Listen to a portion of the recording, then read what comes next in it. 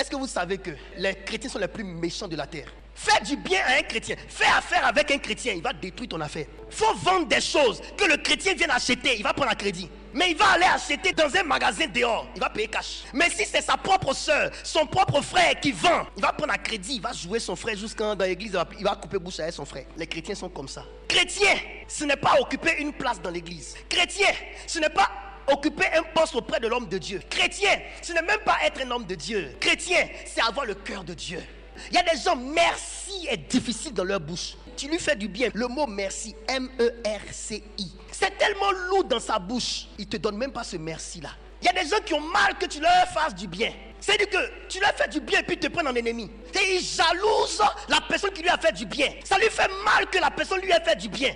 Parce qu'en fait, il aurait voulu être à sa place. Plutôt que de recevoir la guérison, je préfère être celui qui guérit. Je vais me faire de l'argent avec. Pourquoi c'est lui qui a ça et puis moi je n'ai pas? Mais dis merci pour la guérison que tu viens d'obtenir.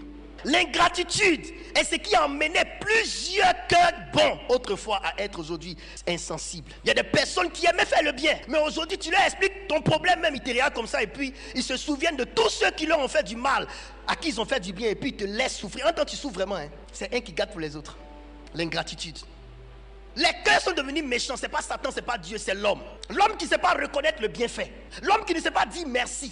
Il y a des gens qui ont des comportements. Quand tu leur fais du bien dans leur tête, là, c'est comme si tu vas prendre de l'emprise sur eux. Mais laisse-moi prendre de l'emprise d'abord avant de me garer. Et ils ont l'impression que parce que tu leur as fait du bien, donc ils te doivent quelque chose, donc ils commencent à avoir une attitude désinvolte envers toi parce qu'ils ne veulent rien te devoir. Dans cette vie, on doit à quelqu'un forcément. Tu dois la propreté de ton habit à ta femme qui a lavé. Tu dois ta respiration à Yahweh. Tu dois ta propreté à ta main. Parce que c'est ça qui t'a fait laver le derrière.